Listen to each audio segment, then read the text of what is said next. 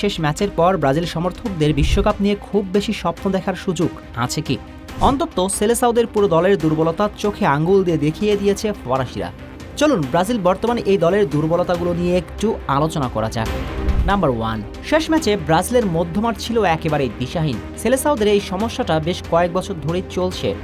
যদিও নেইমার দলে থাকার কারণে সেই সমস্যাগুলো খুব একটা চোখে পড়তো না, তবে নেইমার দলের বাইরে যাবার পরেই সমস্যাটা প্রকাশ্য সামনে এসেছে।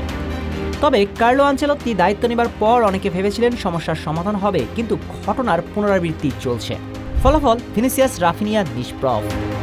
রিয়াল মাদ্রিদের ভিনিকে জাতীয় দলে কখনো খুঁজেই পাওয়া যায়নি। এর প্রধান কারণ রিয়াল মাদ্রিদের টনি ক্রুজ দুর্দান্ত প্লেমেকিং করে ভিনিকে একেবারে নির্ভর রাখতেন। বর্তমানে রিয়ালে ভিনিসিয়াসকে সে কাজটা করে দিচ্ছেন আর্দা গুলার। কিন্তু ব্রাজিল দলে ভিনিসিয়াসকে এই প্লেমেকিংয়ের কাজটা কেউ করে দিতেই পারছে না।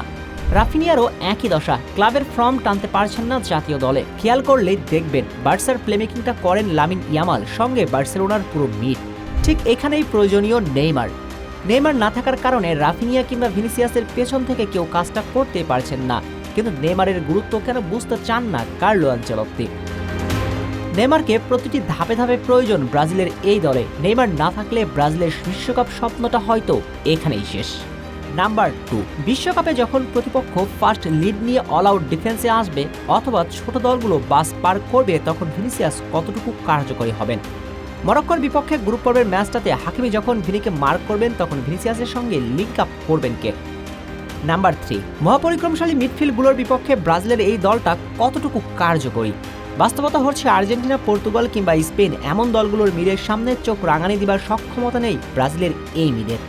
প্রশ্ন হচ্ছে সমাধান কি? উত্তর, ব্রাজিলের মিডকে শক্তিশালী করতে হবে, কিন্তু হাতে তো সময় একেবারেই কম। তাহলে উপায় একটাই, নেইমারকে দলে ফেরানো। এছাড়া কার্যকরী আর কোনো সমাধান আপাতত নেই। কিন্তু নেইমারকে দলে ফেরানোর পথে হাঁটবেন তো আনচেলত্তি।